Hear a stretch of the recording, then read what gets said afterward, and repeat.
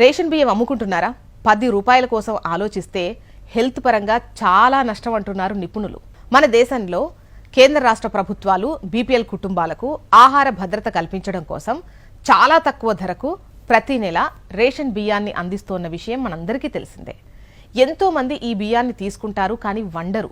ఈ రైస్ వండితే అన్నం మెత్తగవుతుందనో, పురుగులుంటాయనో చాలా మంది ఈ బియ్యాన్ని వండటానికి ఇష్టపడడం లేదు.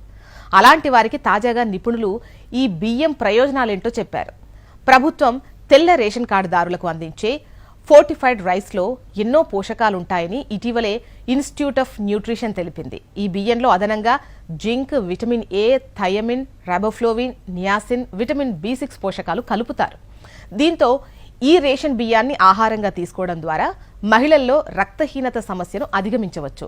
అదేవిధంగా చిన్నపిల్లల్లో రోగ నిరోధక శక్తి పెరుగుతుంది.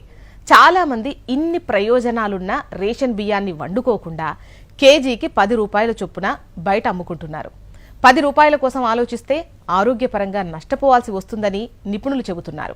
పోషక విలువలను పెంచేందుకు ఆహారానికి కృత్రిమ విటమిన్లు కలిపి బలవర్ధకంగా చేయడాన్ని ఫోర్టిఫైడ్ అంటారు. ఈ విధానంలో బియ్యాన్ని పిండిగా మార్చి దానికి iron, folic acid, vitamin B12 వంటి విటమిన్లు, పోషకాలు కలిపి ఆ పిండిని తిరిగి బియ్యం రూపంలో మారుస్తారు. ప్రతి 99 కిలోల రేషన్ బియ్యానికి 1 కిలో ఫోర్టిఫైడ్ బియ్యం కెనల్స్ మిక్స్ చేస్తారు. అనంతరం ఈ రైస్ను సంచుల్లో నింపి వాటిని FCI గోడౌన్లో భద్రపరుస్తారు. తర్వాత రేషన్ దుకాణాలకు తరలిస్తారు.